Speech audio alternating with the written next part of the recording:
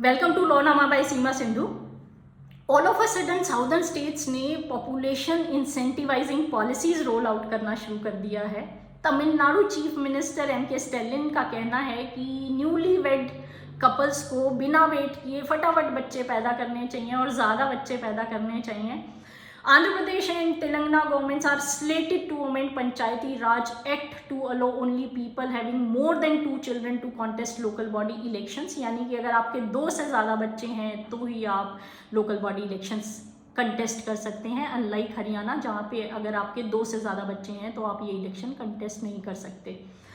आंध्र प्रदेश के एक MP ने तो ये तक कह डाला कि अगर आपका तीसरा बच्चा बेटी होती है तो आपको 50,000 रुपये और बेटा होता है तो आपको एक गाय दी जाएगी। That's the living standard they are wanting for you.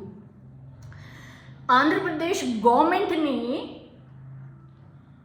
वो महिलाएं जिनके 2 से ज़्यादा बच्चे हैं उनके लिए मैटरनिटी लीव के बेनिफिट्स भी ओपन कर दिए हैं। All of a sudden southern states का पॉपुलेशन पर ये थ्रस्ट क्यों है? Well, the reason behind this is purely political. It has nothing to do with ageing population और population lapse which may happen down the line in another 2-3 decades as Mohan Bhagwat ji said.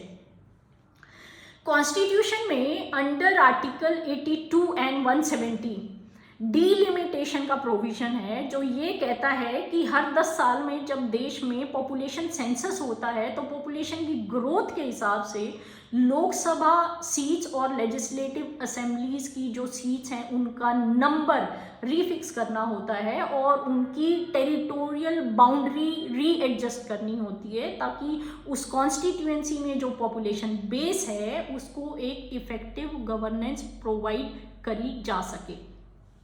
अब जब 2026 में delimitation का process देश में शुरू होना है तो साउदर्न स्टेट्स को ये डर लग रहा है कि क्योंकि उनका पॉपुलेशन ग्रोथ रेट जो है वो नॉर्दर्न स्टेट्स के पॉपुलेशन ग्रोथ रेट के कंपैरिजन में कम है तो साउदर्न स्टेट्स की रिप्रेजेंटेशन पार्लियामेंट में कम हो जाएगी, उनकी सीट्स नॉर्दर्न स्टेट्स के कंपैरिजन में कम बढ़ेंगी तो नॉर्दर्न स्टेट्स की जो डोमिनेंस है वो पार्लियामेंट में ज़्यादा बढ़ जाएगी।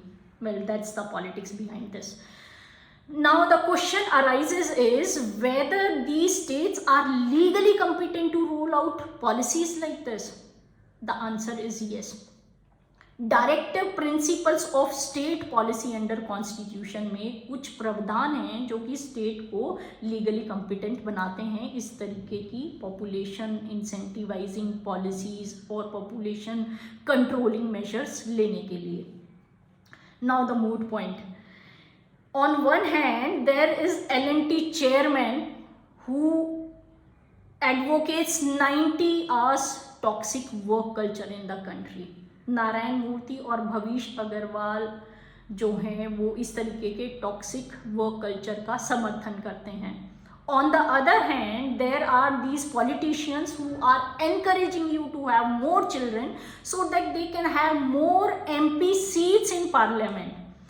अब ये आपको डिसाइड करना है कि आपको अपने बच्चे पार्लियामेंट्री सीट्स बढ़ाने के लिए पैदा करने हैं कि आपको अपने बच्चों को अच्छी जिंदगी देनी है, उस तरीके से आपको फैमिली प्लानिंग करनी है।